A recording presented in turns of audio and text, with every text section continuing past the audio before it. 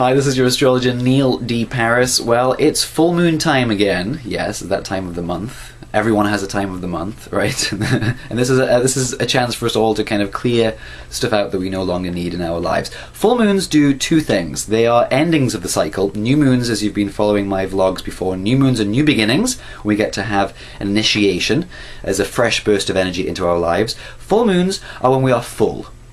We're full of emotion. We're full of irritability, full of excitement. We're full up and we need to release, we need to shed something. So full moons in astrology are times of when the moon is the fullest in the sky and it's bright. It highlights areas of our lives. We get to see if we're filled in specific areas of our lives. So this full moon, which falls on the last day of February, on February 28th, falls in the sign of Virgo. So we can have a look at the theme of that and see what it means for everybody. Obviously, we don't know specifically how it falls in your chart. You can check in as always and I can let you know that information. But it falls in the sign of Virgo. So what does that mean for everybody? So the next couple of weeks. Well, Virgo relates to a few things. It relates to health. So it's a good kind of time right now to look at whether your health patterns are healthy. Do you have bad habits that you can get rid of? What's your workout plan? Are you looking after your body? Are you looking after your diet? Are you having enough sleep? What's your schedule like? So the full moon in this next month period for all of us is going to highlight your schedule, your routine, your lack of routine, or the routine that you have. Are you becoming too anal and too robotic and there's not enough time to switch off and relax and go with the flow? Or are you going with the flow so much you're not getting stuff done? So at a full moon we have two signs in opposition. Okay, so the full moon is activating in the sign of Virgo. And opposite that, the sun is in the sign of Pisces. Pisces relates to that dreamy, fluid, going with the flow, mystical, daydreamy, escapist kind of energy. So that's the kind of vibe we're in right now. A lot of us just want to kind of go on autopilot. We want to kind of be on cruise control. But the full moon's saying you do need to pay your bills. You do need to keep on track with your health. You do need to be more organized. And if you can, in the next month, clean stuff up. That's really the main theme for this full moon in Virgo. Okay, so clean up your act. Clean up your health, clean up your mind, clean up your space, clean up your body. On all levels, it's time to be more holistic. Okay, if there's clutter at home, maybe it represents emotional clutter.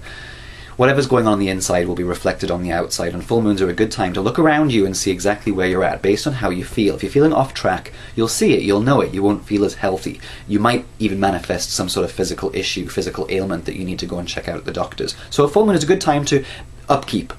Dentists, doctors, taking your pets to go and see the vet, just making everything run smoother. Does your car run okay? Can you take your car in for a tune-up? Is your personal space working for you? You know, what's the feng shui like of your bedroom, your kitchen, your living room? Can you get rid of clutter? Can you throw things away? And also, can you clean up? Can you, decrease junk food, that kind of stuff? Can you take away the stuff in your life and kind of clean things up and streamline things to make them run better? So the astrological doctor is in this month, I'm afraid. This is the week where I'm telling you need to get your act together.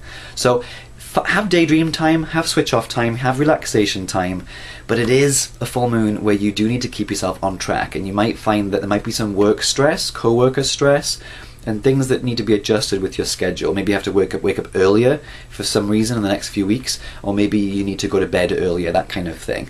So it's really just time to kind of try and find that balance if you can between, as I said, escapist time and time when you are on.